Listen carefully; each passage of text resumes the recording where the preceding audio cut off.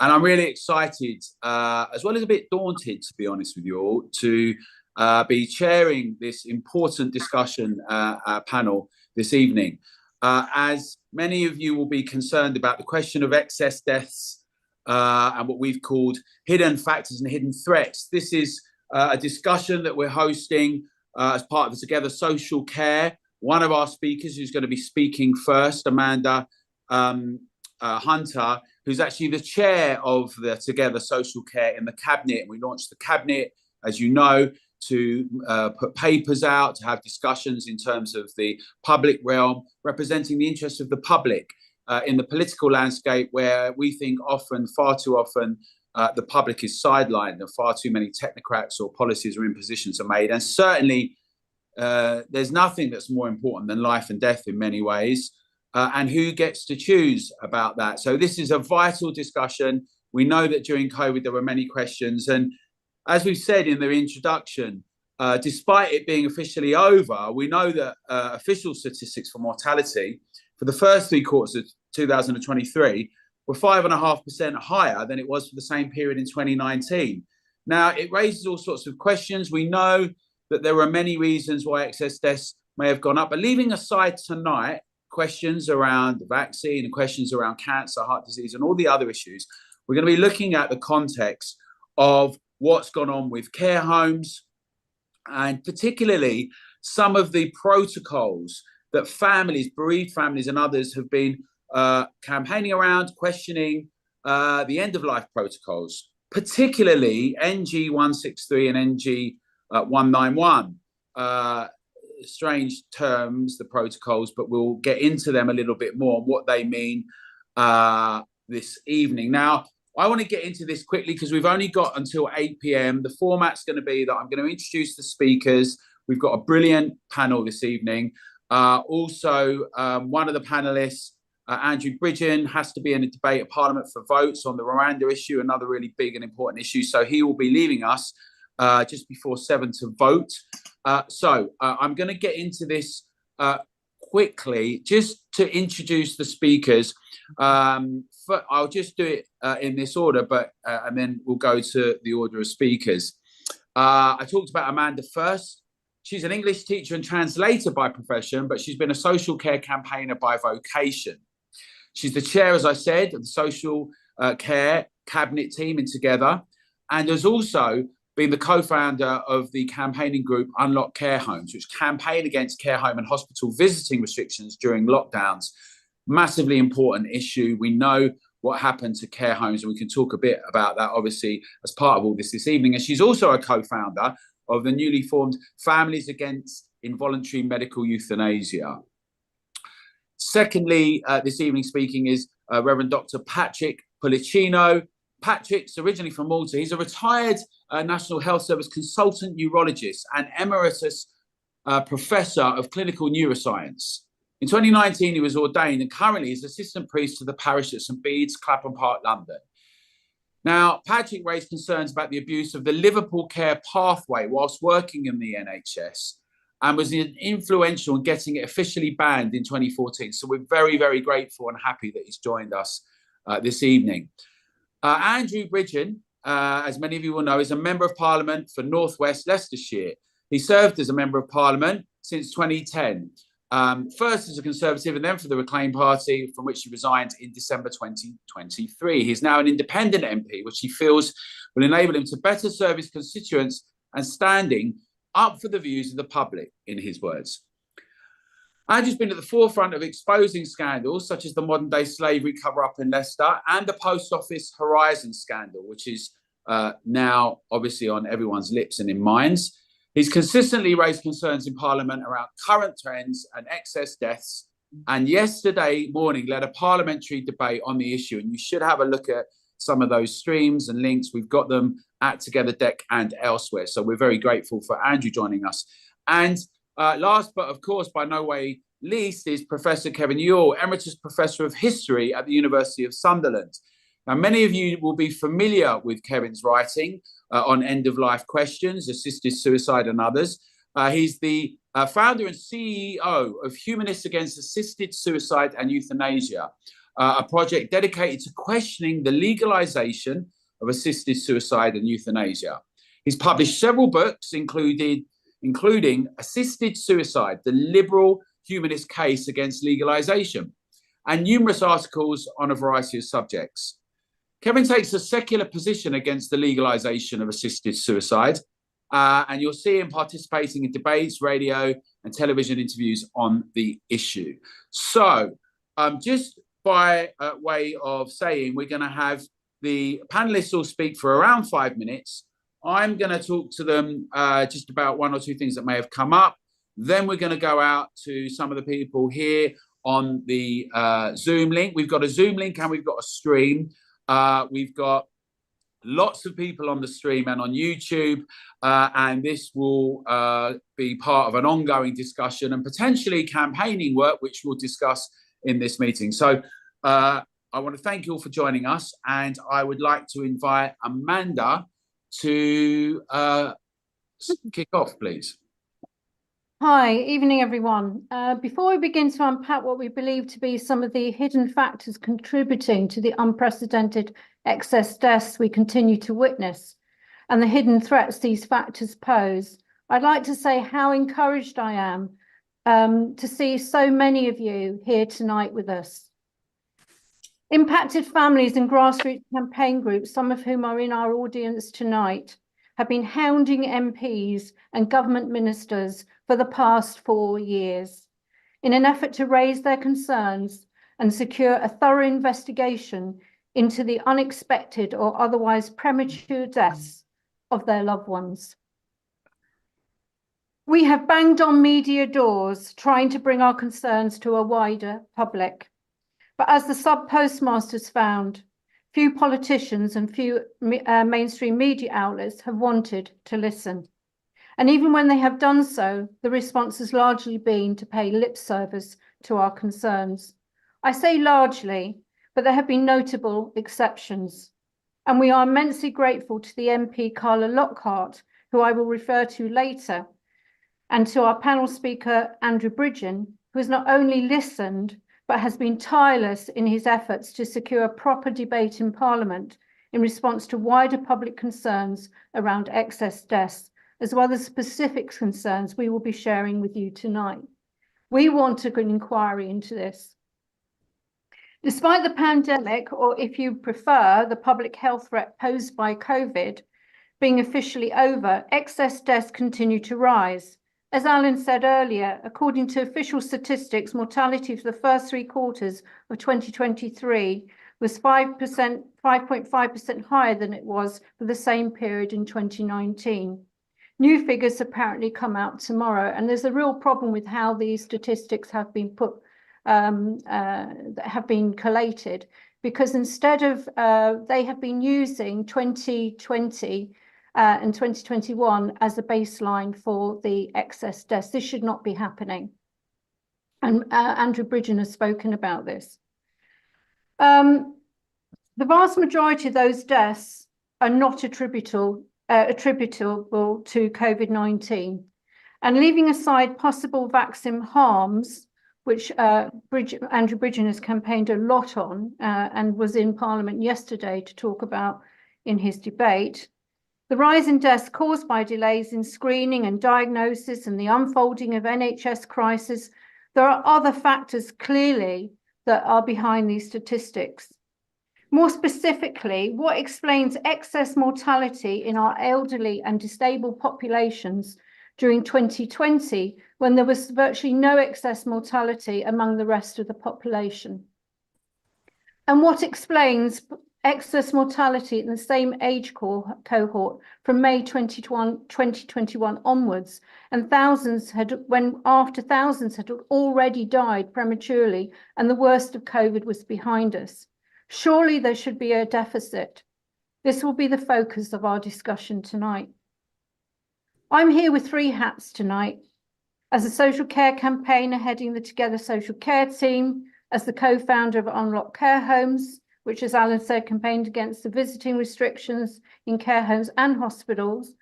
I'm also the co-founder of the campaign group Families Against Involuntary Medical Euthanasia, and I'll be wearing the latter two hats as I begin to unpack the hidden factors that contributed to thousands of premature deaths during lockdown and since.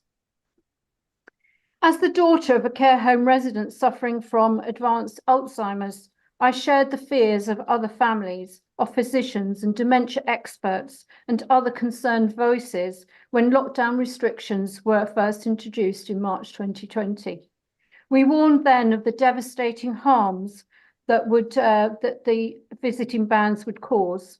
6 months into those restrictions, we were shouting from the rooftops about what we were witnessing. We were ignored. People were demanding, where is your evidence? Well, clearly we could not have evidence. There have been no studies carried out into what was happening. This is what was happening before our very eyes as we watched behind closed windows our loved ones deteriorate. We were ignored by the government, we were ignored by the media, and by the very organisations and charities one would have hoped and expected to be shouting from the rooftops with us. Thousands of our elderly and vulnerable citizens were fast-tracked to early graves, shut away in their rooms with minimal care support, invariably with no access to medical treatment, and deprived of human contact. Many gave up the will to live. Without family support, many died from neglect, dehydration, and malnutrition. And I'm going to give an example from my own mother's care home of what I was told in 2020, March. I was told that if anyone was to get sick with COVID or respiratory infections, that they would not be taken to hospital, that they would not be, the doctors were not going to be coming in, that any medical consultations would be happening over Skype, and that there would be no assistance for the dying. And I was totally shocked. I could not believe what I was hearing. Many of those people were deemed to be end of life and fast-tracked to their graves along so-called palliative care pathways. Most were not at end of life. All they needed was care, medical treatment, and the love and support of their families. Most died alone, and yet at the same time that their families were being treated like vectors of disease, unable to attend them in their last weeks and days. And this is another thing that happened during lockdown. We were told that, nice guidance is that the end of life means the last year of life. Care homes were treating end of life as the last 48 hours. So if your loved one was not in the last, what they deemed to be the last 48 hours of life, you would not be able to visit them. So as I was saying, while our families were being treated as like vectors of disease, COVID positive patients were being discharged from hospitals to live among our loved ones. I was one of the hundreds of families who wrote to MPs pleading for an urgent review of this disastrous decision. Once again, we were ignored. I wrote to my own MP. I got a cut and pasted reply. I wrote to my mother's MP, Justin Madders, who had actually been very supportive around the visiting bans, but was totally in favour of the discharge policy from hospitals into care homes.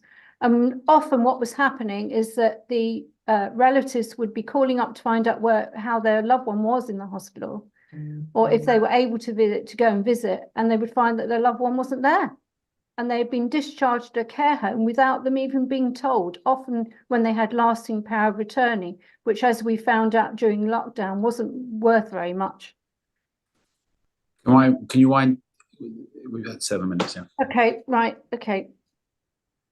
As one witness giving evidence to the Scottish COVID inquiry said, there was no ring of protection. What I was seeing was a ring of fire burning through the care home.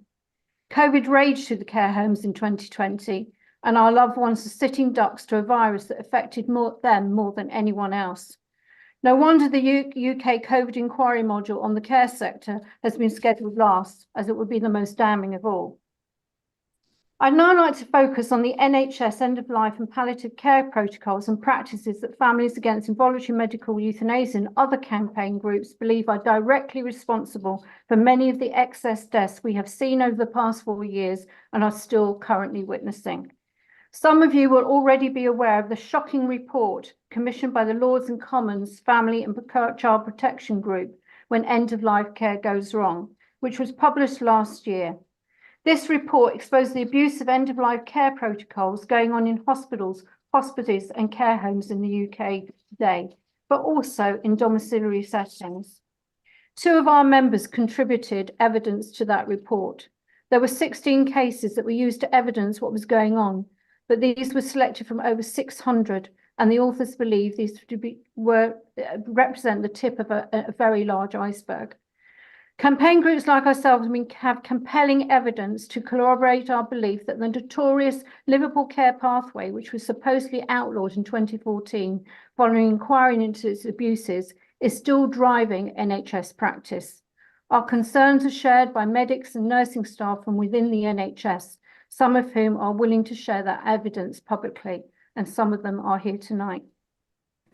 More concerning still, we have good reason to believe that the NICE end-of-life protocols that were introduced in March 2020 and May 2021, NG 163 and NG 191 respectively, established dangerous precedents in end-of-life care and are responsible for many of the excess deaths recorded during the period and since.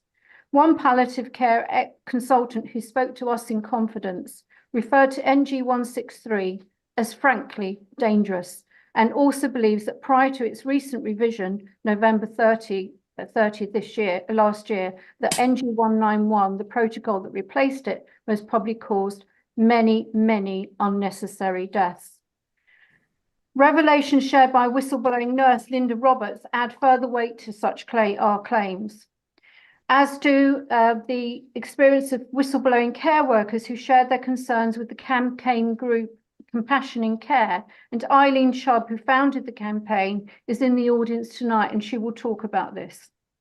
In addition to our own experiences, there is now mounting evidence that many of the deaths registered as COVID-19 deaths, most particularly those that took place in care homes and hospitals during lockdown, were most likely not to have been caused by exposure to the virus, but as a direct result of these protocols. These followed a familiar pattern. Treatment was withdrawn, food and fluids were denied, and then the patient would be given a lethal cocktail of benzodiazepines and opiates to assist the dying process, the very same practices adopted under the Liverpool Care Pathway. What is more deeply disturbing is that NHS protocols were evidently being used to fast-track the death of patients and care home residents who were not anywhere near in their final days of life, and could, had they been given necessary treatment and care, very possibly have recovered.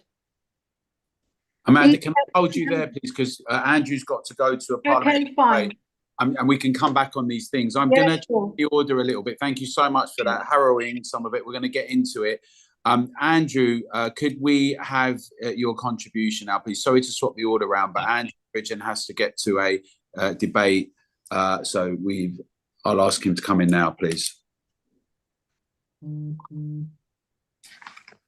Unless that's Andrew there on the phone, I'm not sure we've got him at the minute, Alan. We may want to go to someone else. Okay, let's go to Patrick. If you could come in now, please, and that would be great. Sure.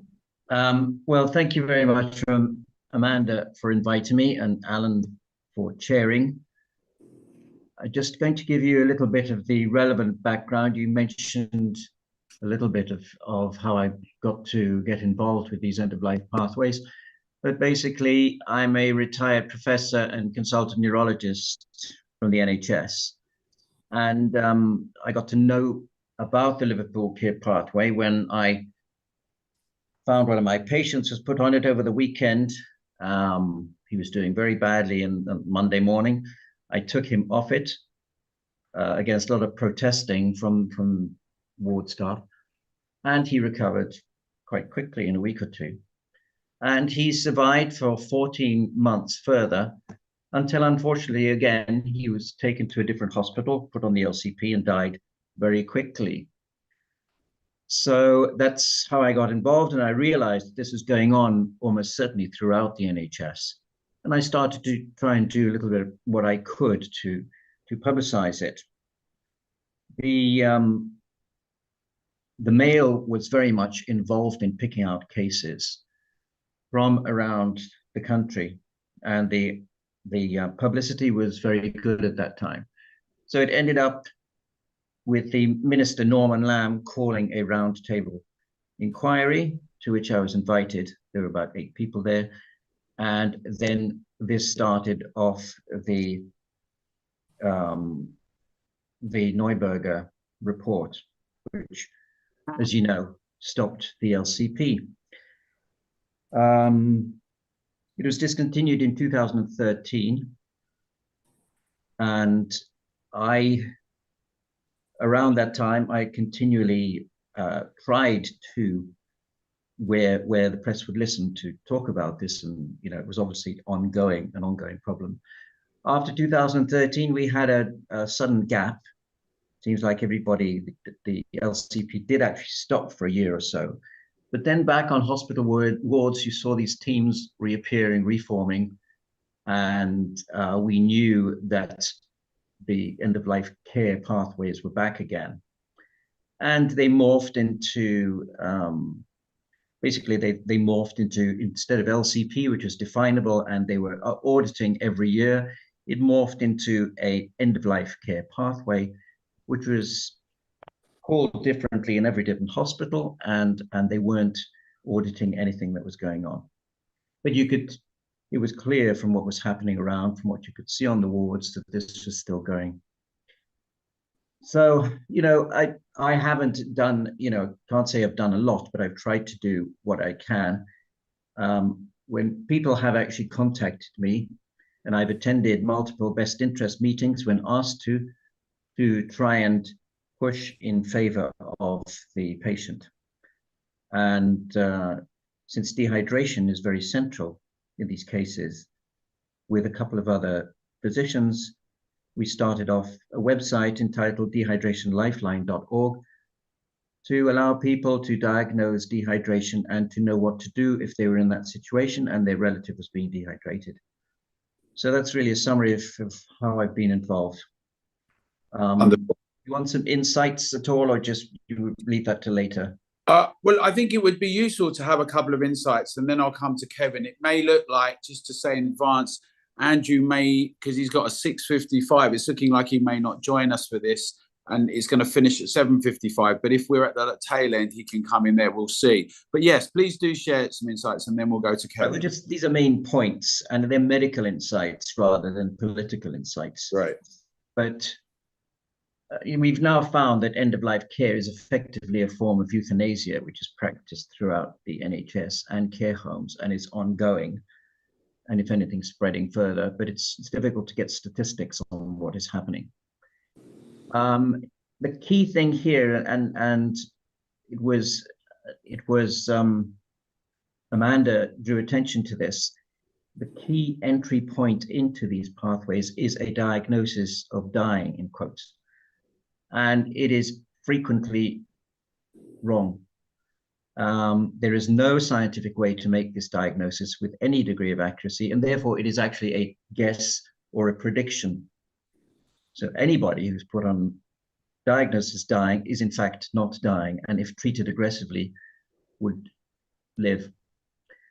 It is also scientifically erroneous to base any medical treatment on a prediction or a guess. That's not a diagnosis. All medical treatment is based on strict diagnostic criteria.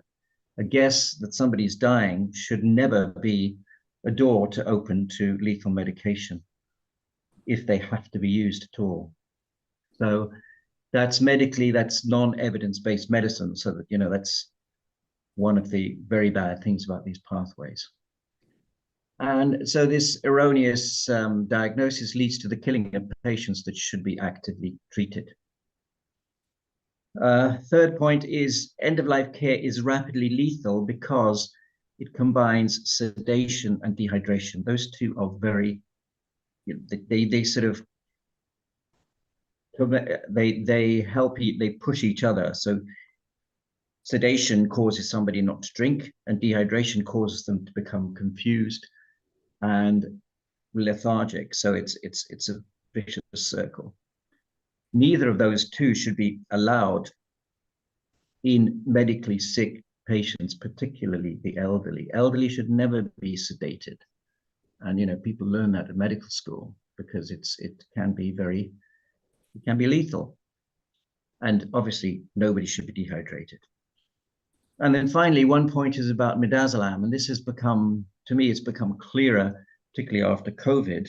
And I think most of us know that the peak of COVID deaths in out of hospital patients was concurrent with the peak of midazolam use. Midazolam is a benzodiazepine. It's the most powerful one, but it has a very short half-life, so it has to be given by continuous infusion. As a result, it's particularly used for conscious sedation, what is called conscious sedation, removing teeth, that sort of thing, where you need a very short period of sedation, which turns back, which once you move it, returns to normal. It is, if you look at the license or the label for its use, end-of-life pathways is not a licensed or label use. It's an off-label use. So and the reason is because there's no medical evidence supporting, there can be no medical evidence supporting what is effectively a lethal side effect of this drug. And if you look at the British National Formulary on midazolam, you'll find that all benzodiazepines have to be given very carefully in the elderly. And secondly, there is a contraindication in the BNF to giving an opiate with midazolam, and those are actually both prescribed together. So you're effectively prescribing a lethal combination, which should be illegal. And secondly, you're giving it to a vulnerable group of patients, the elderly, the sick elderly. So again, not surprising that people die quickly from this. Okay, thank you very much, Patrick.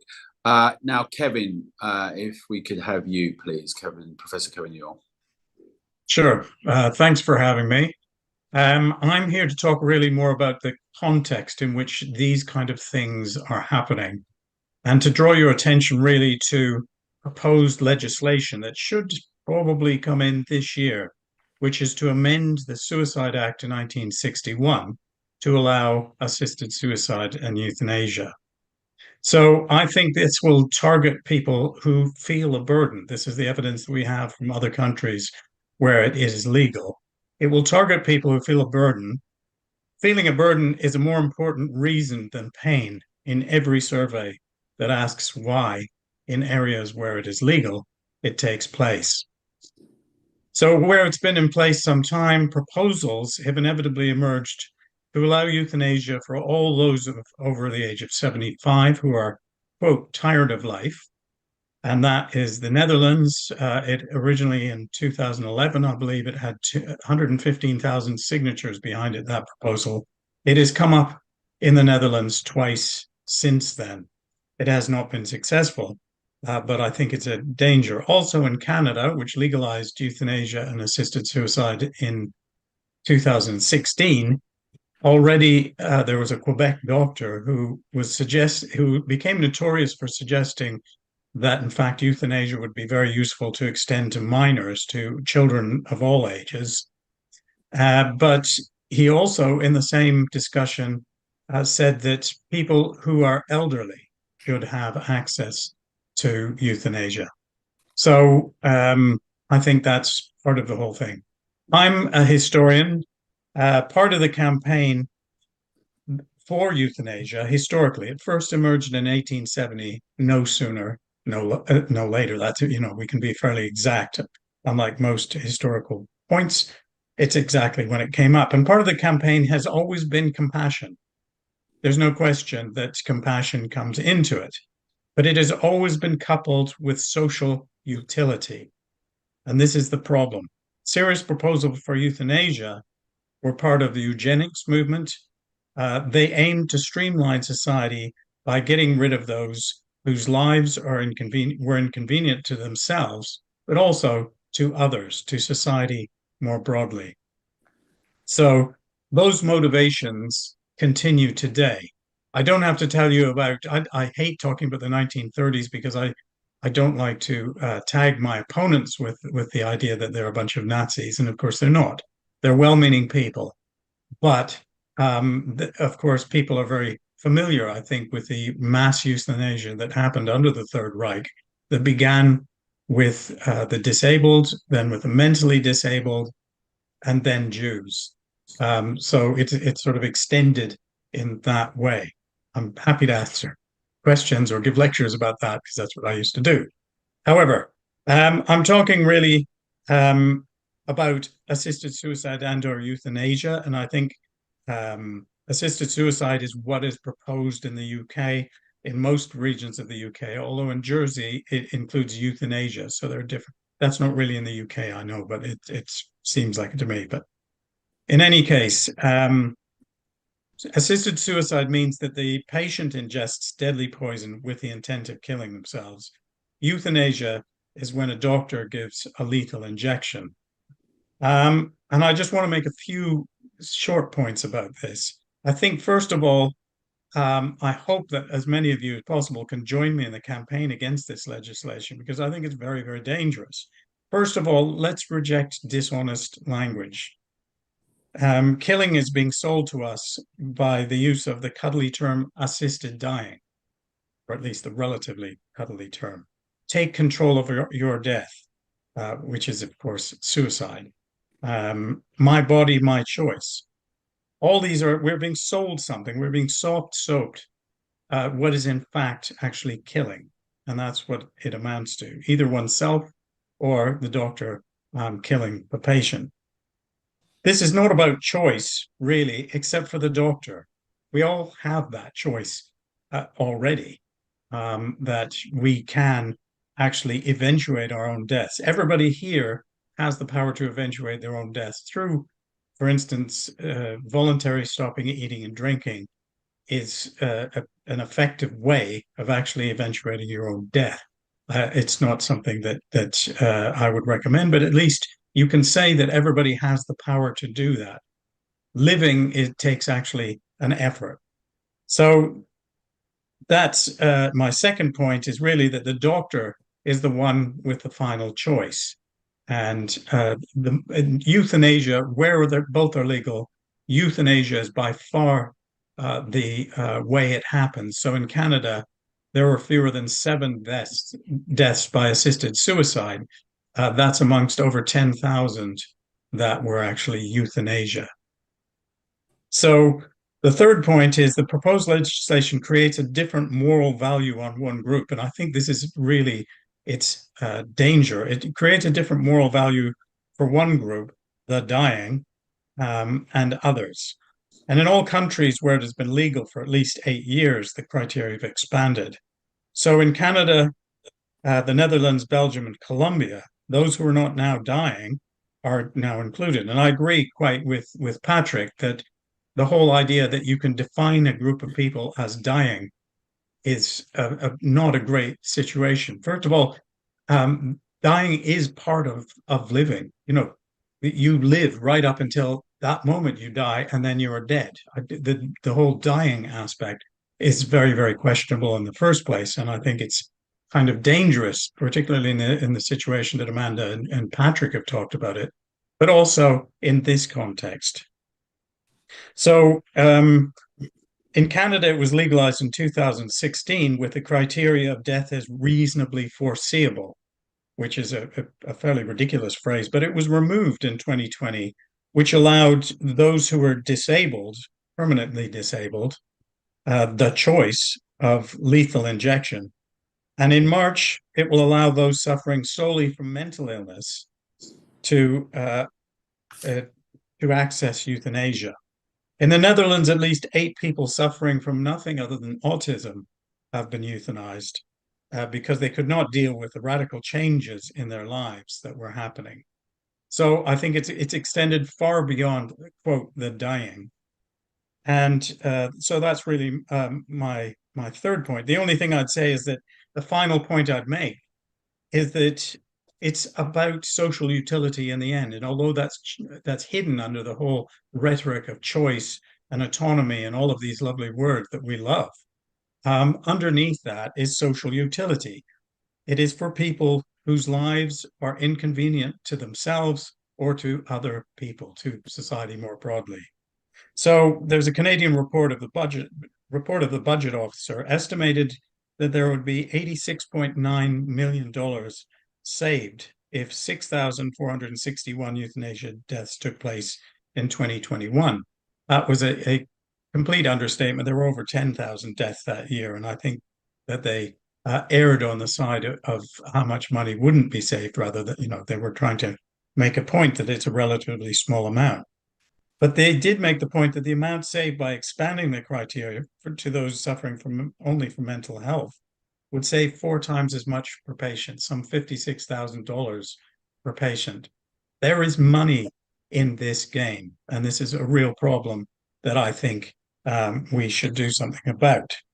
If we wish to create a culture whereby the elderly are seen as actual people, and I think we probably all agree that that is the way they should be treated in hospital, that's the way they should be treated by their families, and that's the way society in general should treat the elderly, is as valuable people. And they should be valued as persons rather than in what's called quality adjusted life years, which is a very, very blunt instrument to measure the value of somebody's life. It works in certain contexts in terms of drugs, in terms of value in drugs, but I think it's a very, very blunt instrument. We have to beware of that. And so my final plea is, please help us in resisting legalizing assisted suicide this year, when Keir Starmer, who is very, very much in favor of it, will probably come to power. Okay, thank you very much, Kevin, and thank you to all of you. A couple of things that has really struck me. I mean, the backdrop to all of this, and it's not just in the arena of care, of course, but the discussion of a term that Amanda used, like bed blockers, and we saw some of that during COVID, not just in terms of care, but elsewhere in the NHS.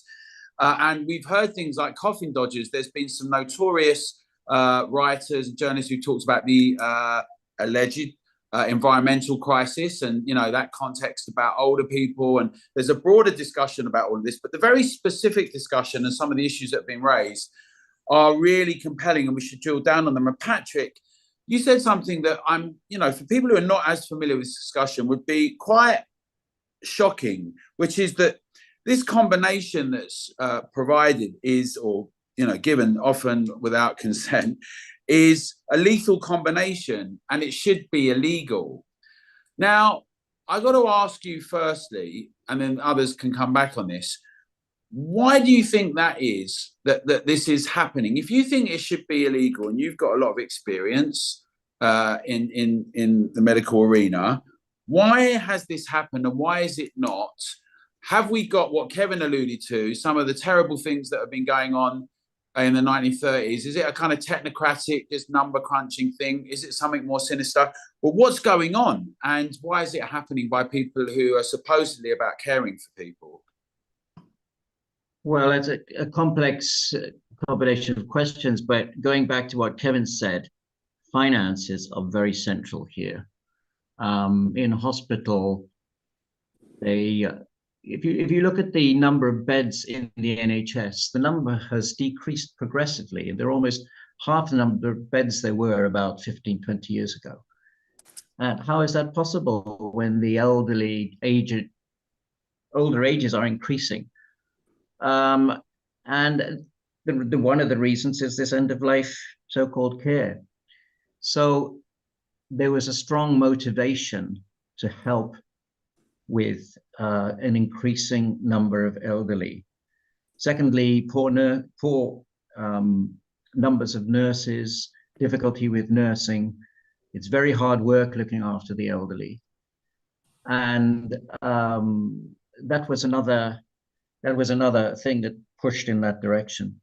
In terms of the actual use of what should be illegal medications, I don't know how that crept in. I think it crept in slowly. It first started in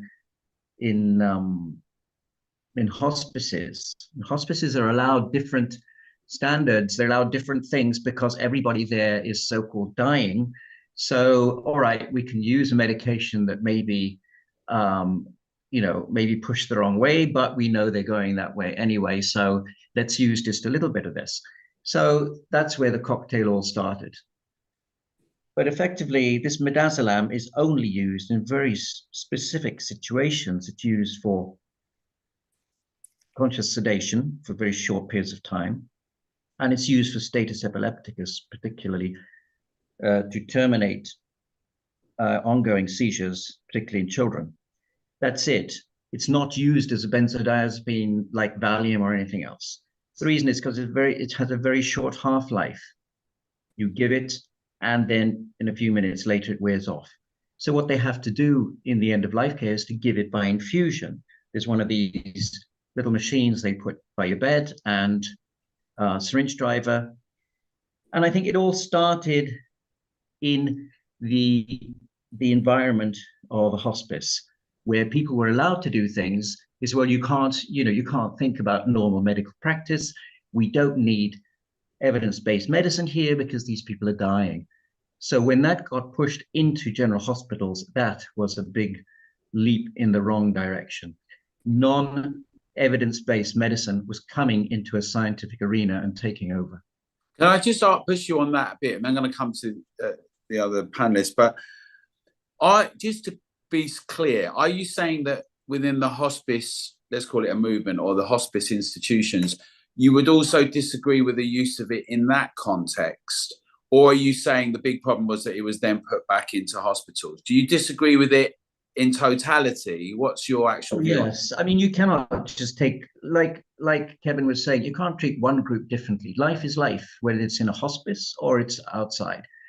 And if you look back at Dame Cicely Saunders, who started the hospice movement, she would never have given anything that would, she stated this, she said, you must never give everything that will encourage death, that would speed up death. But that got forgotten, and that's gone out the door. Okay, so I want to come to you, Kevin. The thing is that I know I'm sure everyone's got experiences of this, but I know my dad had MND. They call it ALS in America. We know the story of Jack Kevorkian, who some people called him Dr. Death, other people saw him as a bit of a hero. 130 people with what they called physician-assisted suicide, what you're saying is killing. And he did go to prison for 7 years in a nation that actually has the death penalty in certain states. It's an interesting question, a moral question, and all of that. But when your point about death and people making decisions and just choosing to stop eating, you can do that, but if you've got certain abilities, you may be that there's all sorts of contexts, right, where you can or can't do that. There are fluids, there are other situations. I suppose the question is, to what extent from what you've heard in this, I get your general points you're making about suicide, legislation with a say, whether it's called assisted dying or euthanasia. To what extent, to what you've seen and what's been put forward both by Amanda and Patrick in this conversation, are you concerned about what's been going on with the question of the pathway, the livable pathway, care pathway, and how much it's been abused or continued now, and this discussion around hospices and in particularly in care homes? How do you see that in this context? Well, I think, first of all, I think most doctors are good. And I think that most doctors actually really want to help people. That's why they're there. That's why they do what they do. I think the real problem comes in a sort of context where people are seen not as human beings, but as numbers, as if you're a bureaucrat. So a manager in a hospital is making decisions about people he's never met.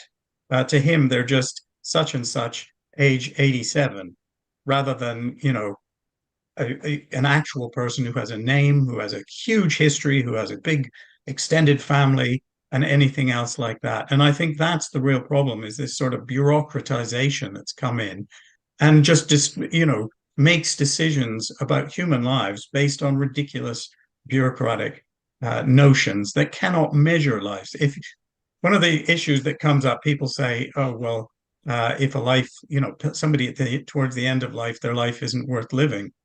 And I think, well, no, people who are, I don't know, in their 80s or 90s even, can be much more valuable human beings than people, for instance, who are in prison for doing a horrific crime. Who is more valuable? That is a value judgment. It's not something you can make on paper. You can't just say this person is not as valuable as this. And I think the principle of moral equality is very, very important here. And I think one of the problems that Patrick and Amanda's are talking about is this sort of bureaucratization of human beings, and this tendency to look at human beings as numbers rather than as actual people. Yeah, thank Does you. that answer your question? It does. Well, to a certain extent, let's push it a little bit further, and then we're going to come to some others for questions. But Amanda, some quite gut-wrenching points that you've been making in your introduction.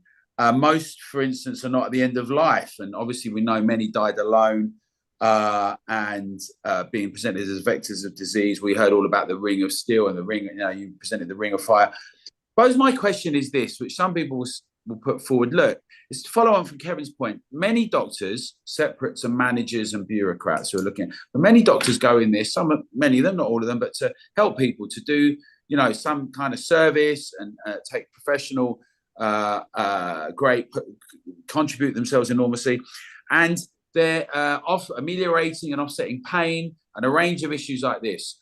To what extent, and this is following on from this, is these lethal combinations, and they should be illegal. How do you see all of this? How much do you think it's a concerted effort? How much of it is something that's just become too widely abused?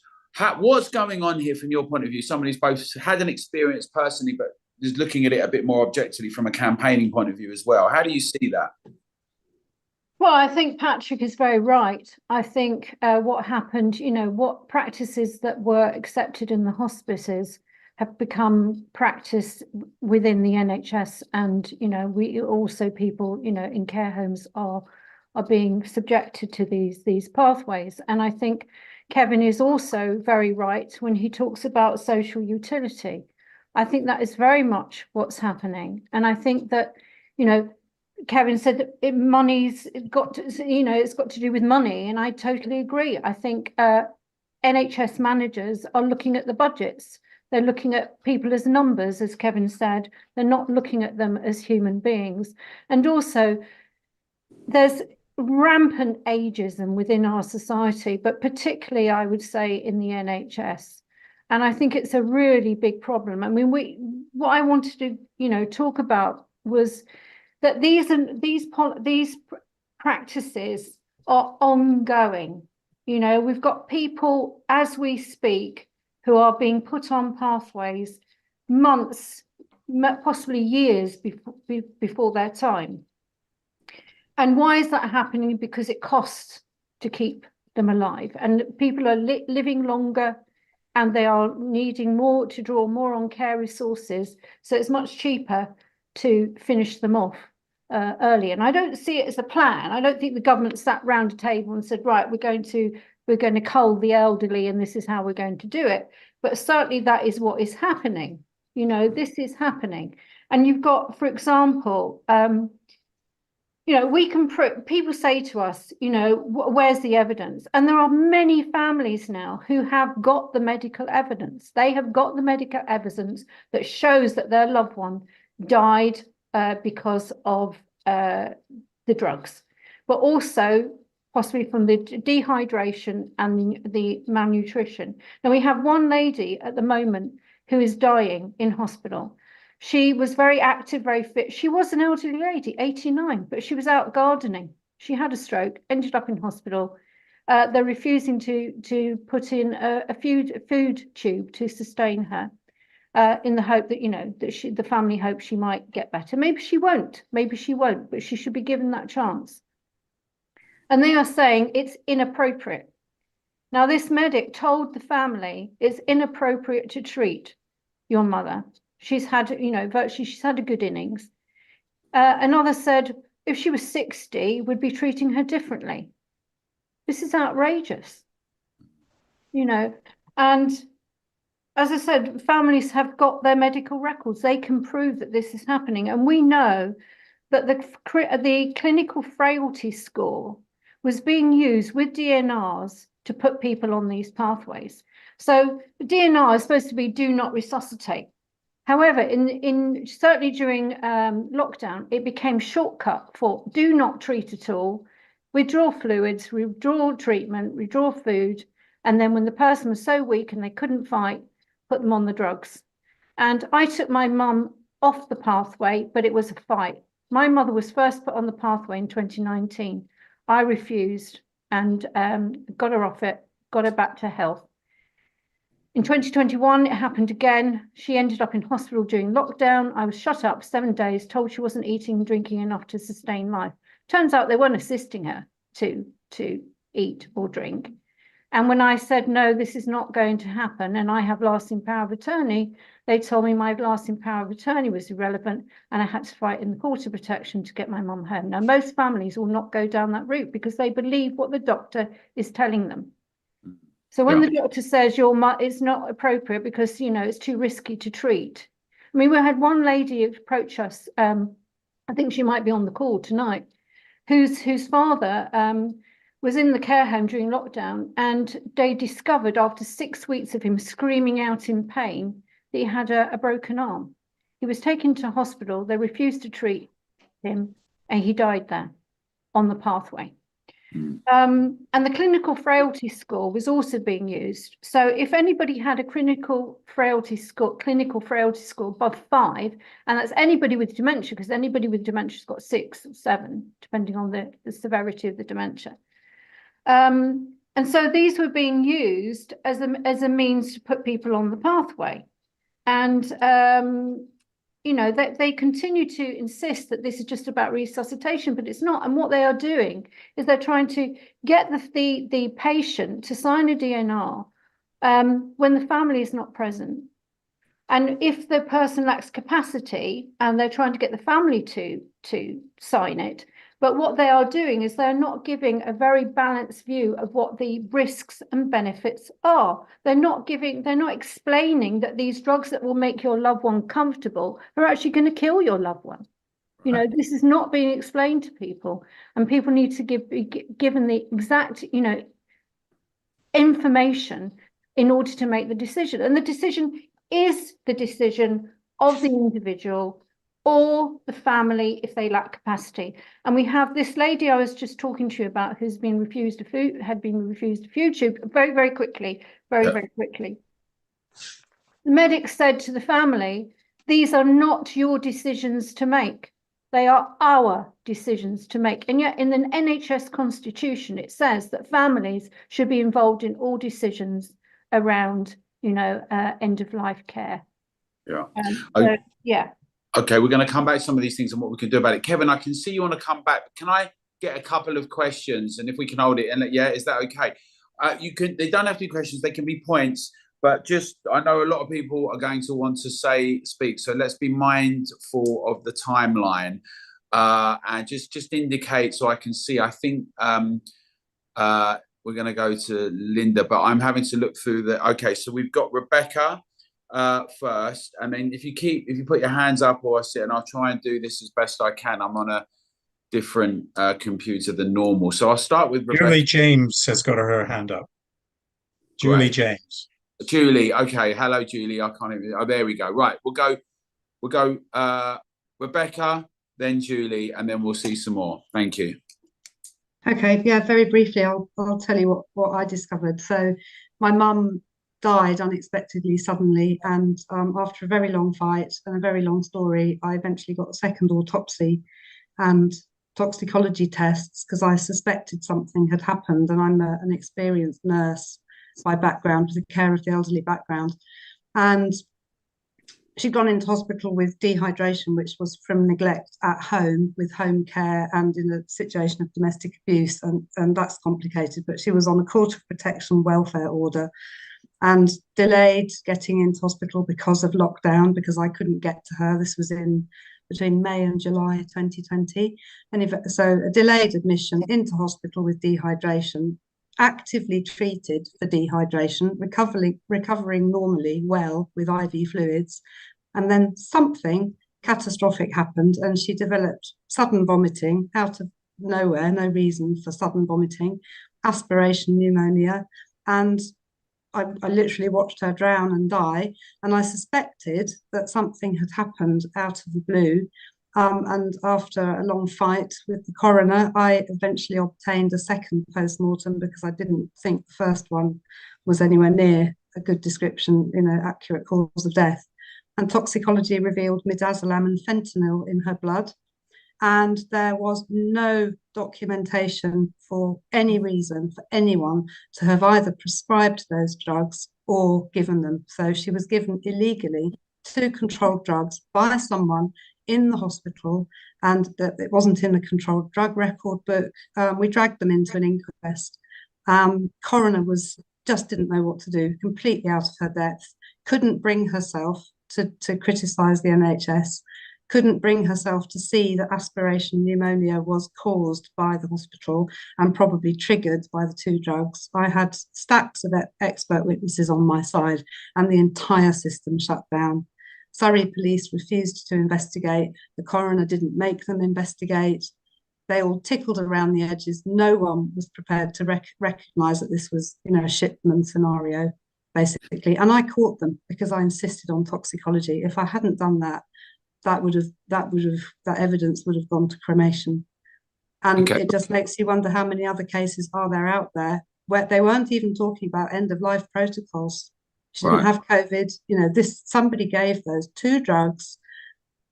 For what reason? They couldn't be bothered. They needed the bed, Yeah. Well, okay. Thank you, Rebecca. The other thing that strikes me on this when we think about what might be done is we also have a cabinet minister for law and order. And your point about police and investigations, when the police are often now jumping to investigate what people are posting on social media, but not going to burglaries, this might be another thing that we might need to get addressed in that context. Thank you. So next is Julie James, and then I've got Celia, Sam, then Eileen in that order. So Julie, please. Hi, Alan. Can you hear me? Yeah. Hiya. I'm actually sitting in my local hospital at the moment doing this in the relatives room. I've had to stay behind tonight because my mum's a patient here. She went in 9 weeks ago. She had a fall, broken her hip, and that was soon rectified the day after. She had a hip operation, and she was walking the day after. That was fine. But what happened in between? Neglect. She's got a grade 4 pressure sore. There's been issues with her sodium levels going down. This is why I'm here today. This is why I'm still here now. I've come in this morning and she's just not the person that she was. She's just looking, she's very confused. She's just looking blank, not really communicating much. So I asked to see a doctor. This was first thing this morning. The first thing I noticed was she was very thirsty. She was asking for water. So within half an hour, I give her 3 beakers of water, which was 600 ml of water. You could clearly see she was dehydrated, all her lips, face, everything. So I demanded to see a doctor. Apparently, she had drunk, but prior to me getting there, so she had drunk quite a lot, but she was very, very thirsty. So all week, I've been sort of battling with the doctors. I've been noticing signs of dehydration with my mum. And they've been doing tests, blood tests and everything. This sodium has been going down, the hemoglobin's been going down. So they've been doing blood tests, urine tests. And they were saying, oh, we think it's this SAIDH, which they explained to me about the salt levels, and that salt can be retained in your vessels. So I've been saying all along, she's dehydrated. I've been through this before, my family, with my dad. My mum is going down the same road as my dad did, which resulted in a big court case, H versus James, where we set a precedent in the Supreme Court, 2014, for patients who lack capacity, for families to be the patient's voice in end-of-life decisions. My mum's going down similar, when I say similar road, after admittance with her fall, they found with tests and scans and MRI scan, my mum was suffering with constipation. So they were treating her for constipation. And it was, she's having, different enemas and stuff. And her problems really started from then, to be quite honest. That there's a lot's gone on. But what's going on now is this sodium level, well, exactly the same happened with my dad back in 2012. He drove himself in with stomach pains, gets all the scans, all the tests, all the relevant scans and stuff, everything come back clear. And they give a diagnosis of constipation. This is going back in 2012. My father ended up critically ill exactly 3 weeks later, severely dehydrated. They wanted to put him on the Liverpool Care pathway just after 3 days of admission into critical care. I do not resuscitate. This is 3 weeks after him driving himself into the hospital and getting a diagnosis of constipation. So because they weren't really communicating, the doctors, with us, what made him critically ill in 3 weeks. So because they weren't sort of coming up with answering our questions, we wouldn't back down to them until we had an explanation. This went on for months. This went on for about 8 months. We were called into best interest meetings. Can I ask you to sum up, because we've got quite a few people, Julie, but it's very important, harrowing. But just if you could give us your sum up on this, please. Well, basically, it's dehydration, and I'm seeing it now. I'm seeing it now on the ward with my mum. On the ward, that there's all elderly patients. They are all dehydrated, and this is how it starts. It's dehydration. My mum now, she just, I'll stay here all night until I see a doctor. They've been saying all week about the sodium levels, this SAIDH. Doctor come back yesterday. No, we're ruling that out now. She was put on a fluid restriction, which I think has made her worse. It's dehydration. And I said, I've been saying all week it's dehydration because I've been through it before. So she's been unnecessarily put on a fluid restriction when she shouldn't have been. And she's just not my mum. I will stay here all night until I get this sorted. And it's dehydration, which leads to a do not resuscitate. Then I'm asking what medication she's been given as well. It's opiates. And then, they lack capacity, organ failure setting in. Then they get put on the end of life. And I can see the same patterns happening with my mum as my dad. And, I'm not very happy at all about it. Well, we can totally understand that. And it's really important that it's on the record here. And the latter part of this meeting will be, and that's why we do need to get round everyone and come back to the speakers and then talk a bit. We're going to have Stephen Jackson, who's a lawyer. People will be familiar with law or fiction, to give us a bit of an overview about changing policy in terms of law and time legally, but also there's the political campaigning and what can be done. And we know that with the vaccine mandate, we had a big impact on that whole situation. And so we can have that discussion as well. It's very important that we get to be clear and then think about what we can all do about this. So I want to come to this. We've got Celia, Sam, Linda, and then Kay, or actually Eileen was before. So please put your hands up. We've got a certain amount of time. I'm going to try and get everyone in, but let's keep the points as specific as possible, please. So next, Celia, please. Can you turn your mic on, please, Celia? You're on mute. Thank you. So I'm an ex-nurse. I've also been a lawyer in the past, sorting out medical negligence cases. My partner this is pre-COVID, he was admitted to hospital with a chest infection and low sodium. Within 9 days, he was euthanized. He was dehydrated for the low sodium as a treatment. I was actually accused of giving him unprescribed furosemide, so they told me to go. He'd previously had, 30 days before, a clear CT of the thorax. No cancer, nothing seen anywhere. There was an illegal do not resuscitate. When I say illegal, he was described as frail and he had no relatives when all the relatives were listed in the notes. There was an illegal DOLS, which was put on without paying any attention to the MCA 2005. And on the one day that I wasn't there, he was given diamorphine and midazolam. And there were 2 death certificates. He actually did have a huge tumour, which was missed. And the Ombudsman investigated, did find serious failings, breaches of human rights to him and to myself, but stopped short of criminality. So that's my story. And this is going on. I've never seen anything like it in my life in all 30 years as a nurse. And part of it being a respiratory nurse. Yeah. But Well, I just want it known for the record, I can't get justice.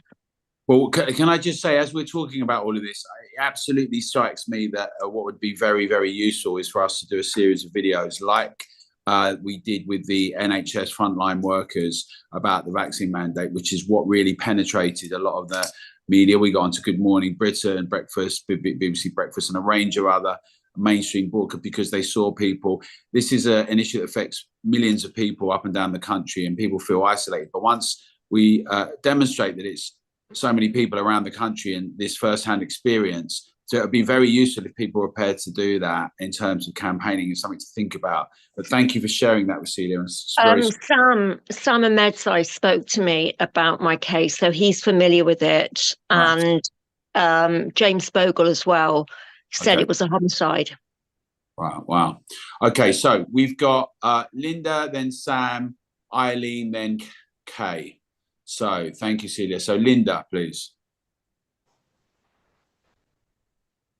Yeah, hi everybody. Yes, I just wanted to quickly just tell you, my mother was one of those that was put on end of life during the COVID era. So 3 years ago in January, in fact, 3 years ago yesterday. Obviously it was locked down. We weren't allowed, I hadn't seen her for weeks. The morning that they decided to put her on end of life, I'd rung and was told that she was alert and responsive. She apparently had COVID. We don't know whether she did, but that's what they told us. Alert and responsive in the morning. Later that afternoon, we got a call to say, your mother has deteriorated. We're putting her on end of life. Now, we had no knowledge whether this was true or not. There was no informed consent. There was no discussion. They'd made a decision and they just did it. Now, I was allowed in just before she died, basically, to watch her dying with the syringe driver, with the whole, although I didn't even realize what they were doing, I've got to be honest with you, but the distress that she was going through as they put her through this was horrendous. And it's just so vivid in my mind, seeing her clutching at me, clutching at her bedclothes. It was just ghastly what they did.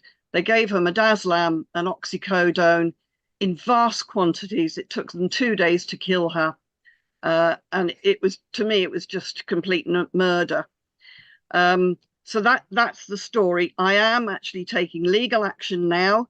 The reason, and I want to say this, I am taking legal action because I want the case to go to court. I'm doing it as a medical negligence. I want the case to go to court to raise awareness that this is still happening now. As Amanda was saying, it is ongoing. There are people all over the country who are being euthanized Families are not aware what's going on. And I'm doing this case purely to raise awareness, get the case in court. And if more people can do that, we will get a bit more publicity on all of this. Now, it's going to cost me money, and I will do it. I also want to just say very quickly, I want to say a big thank you to Jackie Devoy, who is on the call.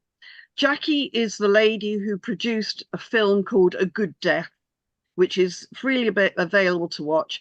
And it was through Jackie's great perseverance in trying to get recognition for what they were doing that raised my awareness even more. I watched that film, got in touch with her, and I've been with her in her group for 2 years now, whatever it is. So I just wanted a big shout out for Jackie, big shout out for Amanda. She's working her socks off, and we're all trying to help her too. So we've got a lot of work to do. We really need your support. Everybody on this call, please get the awareness out there as much as you can. Thank you very much, Alan. Thank you, Linda.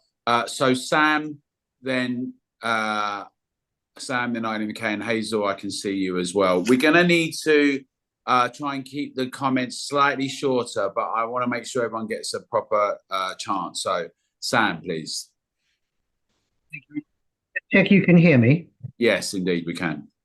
Well, first of all, I'd just like to say this has been an amazing evening with such a wide variety of very articulate contributors, and I just take my hat off to everybody that shared so much experience. But if I can put a little bit of a spanner in the works, I think there are other ways of looking at some of the stories we've been hearing about, and some of the trends, the social trends, etc. And I'm saying this as somebody who is probably of a similar vintage, I think, to Patrick Pulicino. I'm a retired professor, but in my specialty was palliative medicine. I worked in hospice and then hospital-based palliative medicine for 30 years, and I was there when the specialty was being set up. So I was a bit concerned when Patrick, you referred to end-of-life care being effectively a form of euthanasia. I hope I've not been doing euthanasia for the last 30 years before I retired.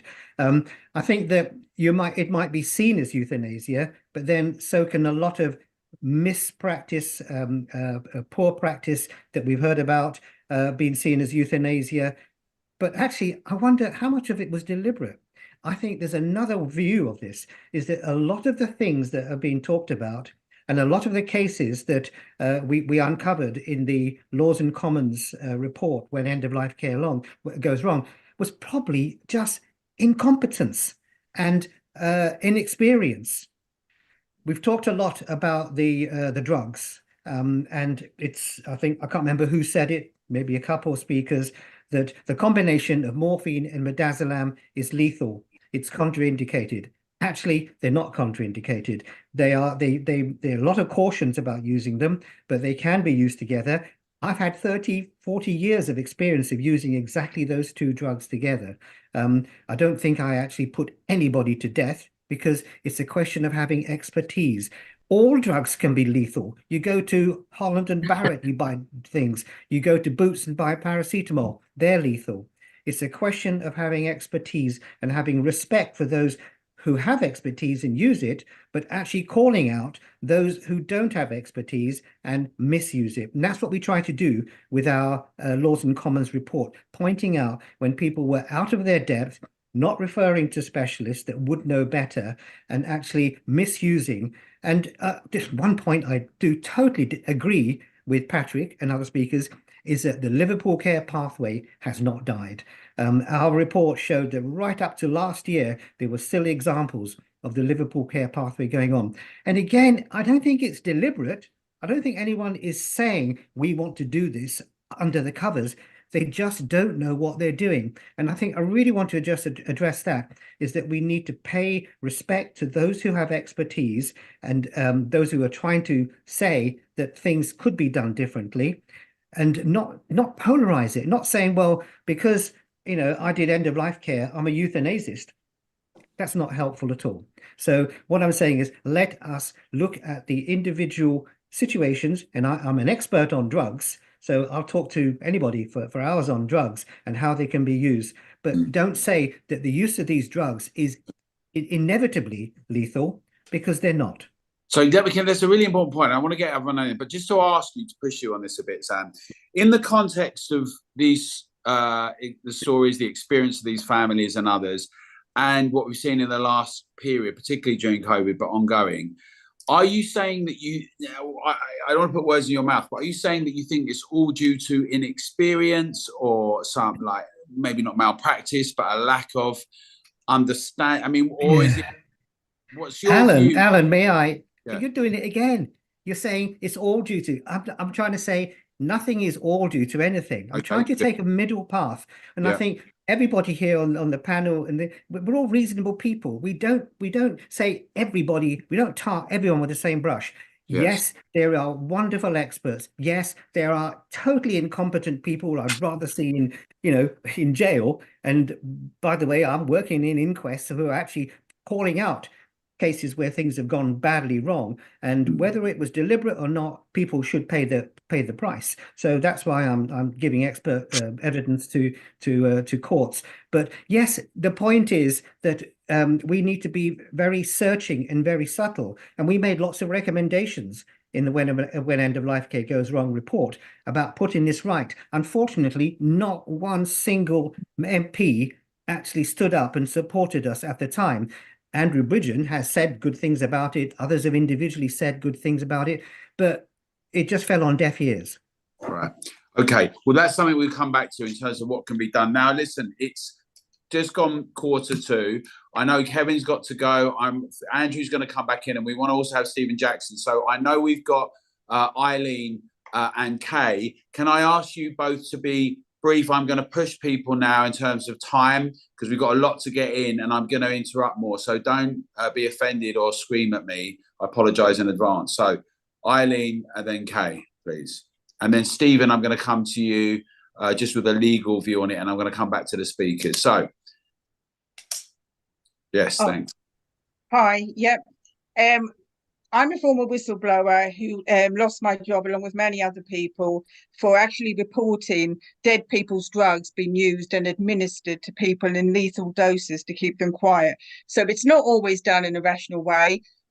Staff can access these drugs quite easily and misuse them quite easily, and it's quite widespread.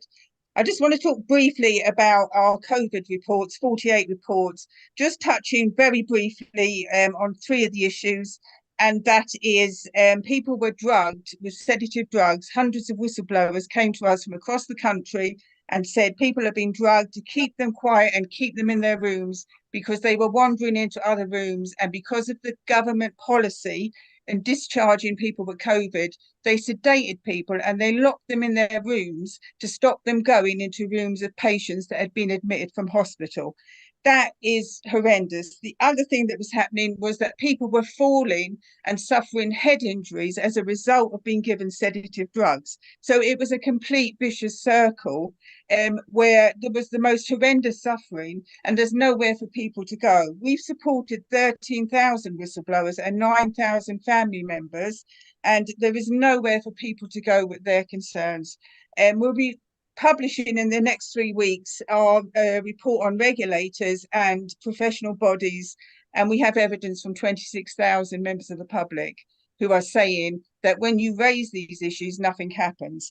One further thing, which I just want to touch on briefly, is that thousands of staff left the care sector after the COVID, and hundreds of those staff were whistleblowers who were forced out. So the care sector is still seeing widespread abuse and neglect because the best of the staff have been forced out. And that's why we campaign for Edna's Law, to protect whistleblowers and the public. All right, thank you very much. We also know that we lost over 40,000 carers as well with the mandate that was imposed, many more than them, many with long-term experience. So thank you for that contribution. Kate. Hi there, can you hear me okay? Yes, we can. Okay. So yeah, I just wanted to sort of come back to a couple of points that people have already made, actually. Like Eileen's just mentioned, you know, not being able to get justice from anyone, like the health, the ombudsman, PALS, safeguarding, CQC, the hospital complaint system. They're all, you can't get justice from any of them, you know. And in terms of taking, you know, things to court, I mean, we're 3 years, 3-4 years down the line now. And we haven't seen a single case come to court yet about this. So justice is being denied. The media aren't covering this, you know, and they won't cover it until the court cases come through. So, but we all know that people are being killed. You know, they've been put on these drugs. Not everybody needs these drugs. Who needs these drugs? Only people who are really in, you know, extreme pain need, you know, opioids. Most people who are dying don't need these sorts of drugs. You know, agitation. Midazolam is used for agitation. I'm agitated now. I'm a little bit annoyed. You know, are they going to give me drugs if I go in? And you know, they can give midazolam for absolutely anything, and they have been.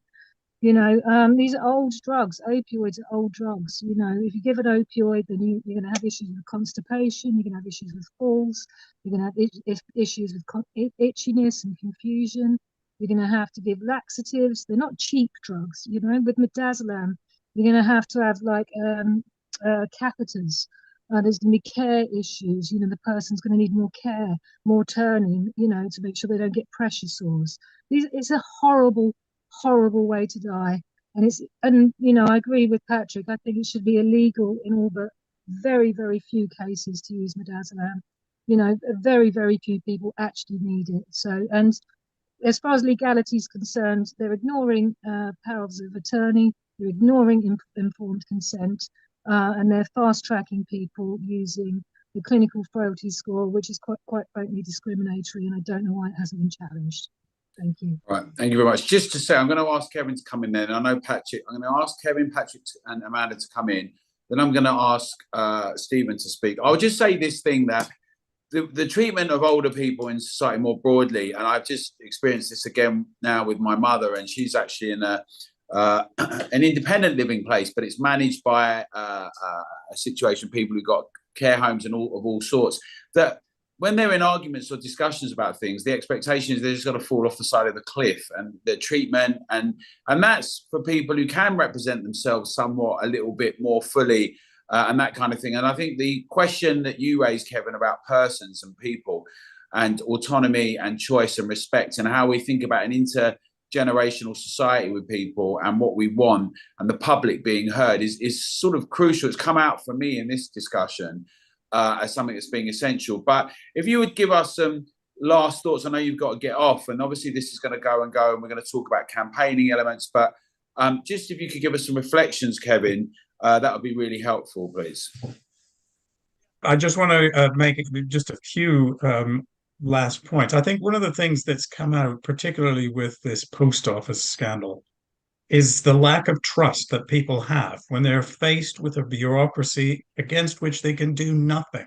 They bang their heads against the walls. And I think everybody here has probably had that experience. That's why we all related to that program so very carefully, because that is my experience in dealing with this. I should say 1 year ago today, we lost my mother-in-law, and 3 years ago today, I lost my father. And in both of these situations, I had similar experiences, and you felt frustrated. I didn't think he got the right care. I was mystified at why my mother-in-law was, you know, various different things. I mean, death is a pretty horrible thing, so it's always going to have these emotional aspects. And one of the things that strikes me is that we don't have trust anymore. And our trust is eroded in the authorities, and the medical authorities are like every other authority that we have. And the failure to get answers to these things, it adds to people's frustration.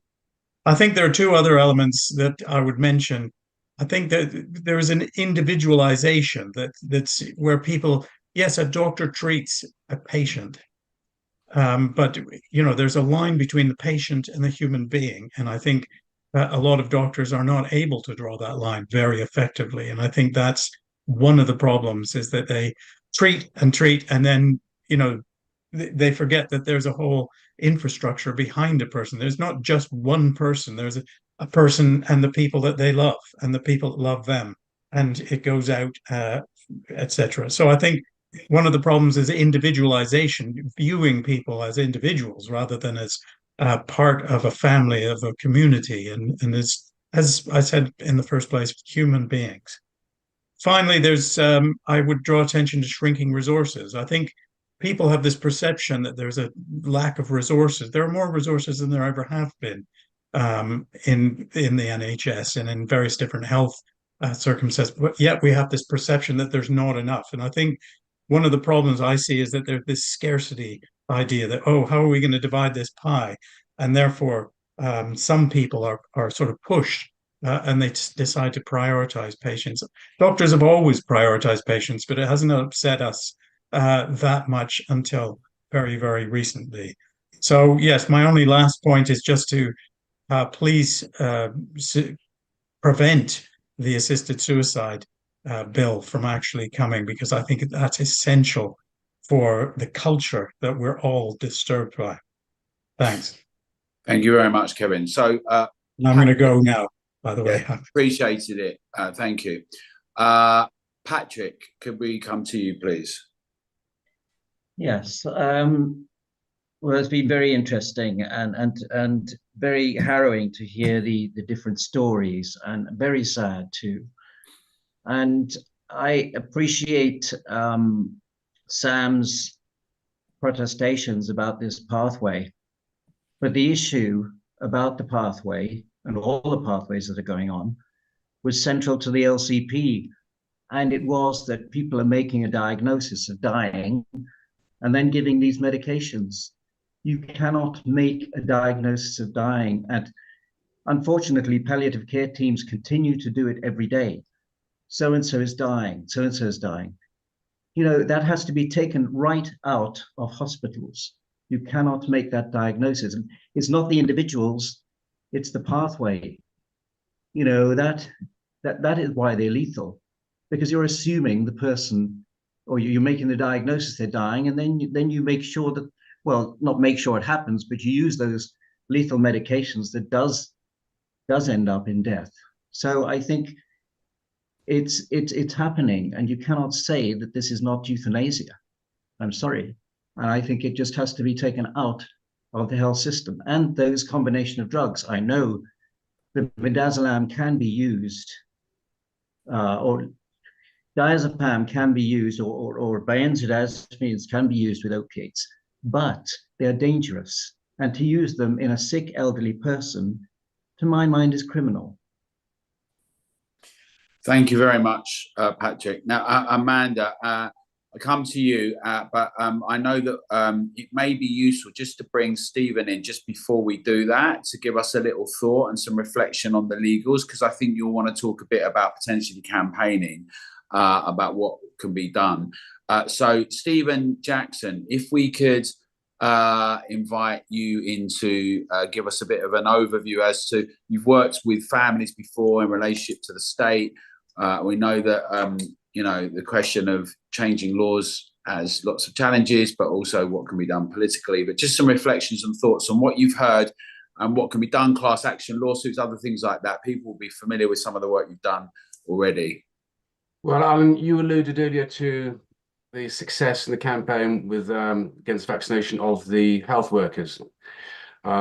We weren't successful in the first place in relation to the care home workers. That went through, and we lost 40,000 or more workers from that sector. The reason, but we were successful the second time round. Why was that? It's because the campaign was successful. We didn't manage to get a new law passed. We got them to stop the bad one which they were putting in place. And I think, so my perspective on it is that if we think about, well, let's put all our efforts into changing the law, yes, that might be a longer term objective, but it ain't going to happen very quickly. It's the campaigning, it's the awareness which is going to change things for us, as it did on that occasion, and it has potential to do that happen. It has potential to do this time. I think your videos is an excellent idea. We need to get the stories out there that people understand, and that's what will make things happen. That's what's happened with the post office. It's the biggest story in the ITV. We just do it on a cheaper scale, frankly, and quicker. I was just going to pick a few things. I wasn't going to mention a personal anecdote, but I think it's useful as listening to people, and really great to hear Sam's contribution, as well as Patrick and Kevin. But my own experience, and what's really interesting is that so many of us have our own personal experiences. That tells us how widespread this problem is. But my own experiences, for my father-in-law, he was given the midazolam morphine mix, by the hospice nurses who were introduced when the doctor came around and said, yes, I assess you as dying. 3 or 4 days at most, but but not getting better after this. Called in the hospice nurses, they decided through their own good nature that midazolam morphine was appropriate, and they said, okay, he's calm now. And they wanted to administer the syringe. And fortunately, because we were aware, the family were aware of what that meant, what the syringe meant, we said no. So it wasn't administered. After 8 hours rest or so, my father-in-law recovered. He had his antibiotics to remove the pneumonia, and he was still with us for another 5 or 6 months later. So, and the point about that is that I saw those nurses come in, to pick up on Sam's point. I saw those nurses come in, and they were beautiful, intelligent, thoughtful people who want to do their best. I still think of them as angels of death. That's what they would have achieved. But was it deliberate? No. Was it incompetence? I'm not sure about incompetence. If it was trained incompetence, where's this coming from the top? I mean, is there are we coming back into directions and a political decision, financial decisions to have these pathways, these drugs still used in this way? I'm not sure. There are other people. Chris Littlewood on Twitter is great about this. Well worth engaging with him. But I think that this is all a mixture. As Sam said, it's not all one thing or the other. But if we have awareness of people that as to what these things do, about dehydration, about what these drugs do, then people are in a position to take power and stop this happening for their own relatives in the first place. That's one great start. No matter what happens, how long it takes to change the law, if we can get individuals to understand, then they will be grateful to us and we'll be grateful to them also. I'm not quite sure what else I can usefully say in this last minute. We're over time already. That's okay. So, Stephen, thank you very much for that. So I think that brings us nicely to come back to Amanda to have some reflections and thoughts. And then I'll say a couple of things just at the end. So over to you, Amanda, please. Or you need to take your mute button off, please. Sorry. Yeah, very quickly coming back to Stephen. I think sometimes it is incompetence, but I think also that there's a cultural problem, as I alluded to before. But also, I think it's our tick box kind of culture that we have. The idea that we don't defer, to the experts, to the palliative care experts, but we are, nurses and doctors who do not have the necessary experience are following guidelines. And this is the problem, I think, is one of the problems. And that goes right through the whole health and care sector. I think this idea that we follow guidelines, we're not actually relying on the individual person to make the decisions, that people are following blanket guidelines about everything. Coming to the campaigning, I mean, what I think needs to happen and what campaigners feel needs to happen is there needs to be an urgent review of these protocols, not just the NG 191, which is still in existence but has been altered recently, has been amended to remove the drugs. Those drugs are still in NG 31. And the problem is that these protocols are being abused. And so we need to have an urgent review of these protocols and the drugs that are prescribed, I think. And with all, due respect to Sam Ahmadzai, he is a very experienced practitioner, 30 years. If he would have difficulty sometimes deciding if somebody was dying, but he has a far better idea than most of the people that are administering these drugs. And I think that is the problem. When it comes to campaigning, I think what I was saying before about being very grateful for all the people that have come on tonight is that we need you. We need the public. Without the public, we will not get change. We need the public. So we need you to come on board and help us. Now, Stephen was talking about, he knew what it meant when these drugs were suggested, and they said no. Most families don't, and I think this is something that we need to be thinking of. And Families Against Involuntary Medical Euthanasia, we're currently in the process of drawing up guidelines that we want to publish, that we will be advising families about what forms they need to fill in, what they need to do, things to look out for, I think this will be very, very useful for, practically for families facing this situation. As and many of us are growing old, our relatives are, you know, our society is getting older. We need people. People are drawing on more care, having to draw on more care. They're ending up in hospital because of the poor social care sector. So many people ending up in hospital and ended up never ever coming out of there. So I think we need the public behind us on this, and yeah, that's what I'd like to say. Thank you very much, Amanda. So Andrew Bridgen's come back. He said, "I'm very, very sorry. We're still voting." So I think he's going to post some comments and he's going to share. I think just to say that there's an enormous opportunity because of many reasons, but partly because of what people have seen with the post office, partly because what we've known has happened before when we did actually get people on the front line, real people. You know, not just Gobby Allen, right, but lots of people who have first-hand experience. They're everyday people that with our families, our loved ones, some of the most important, precious people in our lives, and how they're treated. That really resonates with people up and down the country, and many find it completely unacceptable. I think we have to have robust discussions as well as also that, because this question of what life and what's worth it sometimes is somewhat cavalierly dealt with these days, we know, and that's part of the broader backdrop. But I think that videos and some of these things we've seen today, and we certainly together are going to be up for using what people have said today, but we should think about campaigning videos and also about approaching and targeting a range of, or the cabinet obviously, but shadow cabinet ministers, but up and down across the country in terms of the media, getting out to the public, in terms of care home institutions, and in terms of all of the coordinating oversight institutions, Royal College of Nursing, Royal College of Surgeons, everyone basically, and going out to them in a similar fashion as what we did with the vaccine mandates. And our local, regional and national organisers should be involved with that, with local hubs. You should get involved in the same way that we're doing around the Net Zero pledge for transparency about the impacts that we've seen, things like roadblocks and other things happening, and people have been very active in that particular arena. This is something that's impacting millions of people. And in the end, it's about us and about us making decisions or being sidelined and being treated with contempt and disregard.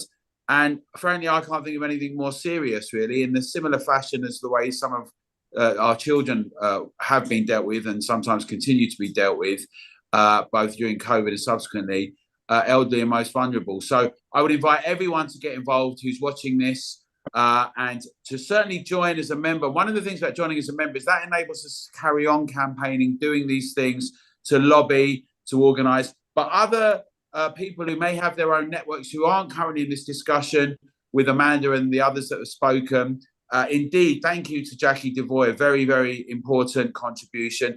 But everyone that's spoken tonight and the panelists, I want to thank you very much for doing this. And in together and the cabinet and the role that Amanda's playing, the goal is to get everyone that we can to get involved in campaigning and act as a kind of umbrella, as we have done in other areas, and really change the landscape, right? It's one thing to understand it, it's another to shine a light on it, and to make sure we lobby our MPs and councillors and NHS trusts and the private sector and home care owners, and to get that hearts and minds, the information, and address it. And that also means a question about how we organise our healthcare and social care. And we've got a cabinet chair for health, and indeed, as we have for law and order and law and society, and all these issues need to be addressed, and the question of resources that we are putting in or not, efficiency in terms of things. But right now, it strikes me that we have a very good opportunity if we get enough people to get involved. And that really means in the election year to make it a big issue. So please join us. Please come back to us if you're interested. Let us know at togetherdeclaration.org. Come on the site, email us, let us know on our socials at TogetherDec and elsewhere. You know how to do it.